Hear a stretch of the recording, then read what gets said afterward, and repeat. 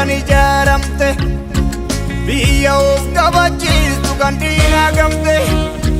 faajjii kee tolkaasnaa kan ittiin beekamte diina kee mancaasnaa kan sitti deekamtu walabummaa kee hawwina Oromiyaatti yaa kabajamtuu biyya dhiigaaf lafee godhan ijaaramte biyya of qabachiistu kan diinaa gamte faajjii kee tolkaasnaa kan ittiin beekamte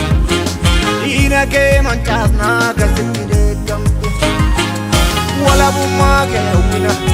Oromiyaatti yaa kabajamtuu biyya akka maqaa keetii amma maqaa keetii fuuleen barreessine eessa hamma eessa jalqabuun sodaadhee waan ani meessine harkitti waa maraa haadha goototaa meenyu siin jedhu hoo calliseetuma biyya abbaa kiyyaa jedhee siin adabdu wiirtuu sirna gadaa galma dimookiraasii furtuun balbala Oromiyaa tiyya kabajaasiif mala addunyaa jaalala soortuu haadha yeessaa yawwistuu ambadaare Oromiyaa yoo galanni kee ammanaare soortuu haadha yeessaa yawwistuu ambadaare Oromiyaa yoo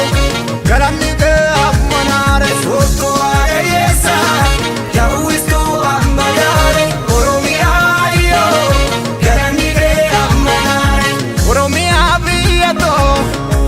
Oromummaa dhiigakoo Oromiyaa biyya too eeyyee summatu nuuf biyya summatu nuuf biyya yoomuu ilmaan keessiif dhaabbannoo ardiyaa yoomuu ilmaan keessiif dhaabbannoo ardiyaa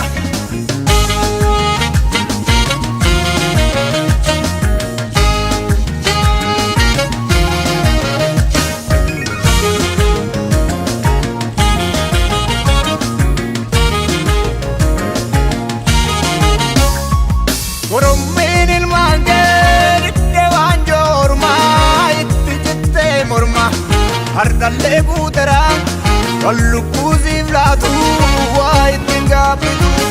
lafee keetiin lafee kee dadhabsan malee si dadhabsiisudha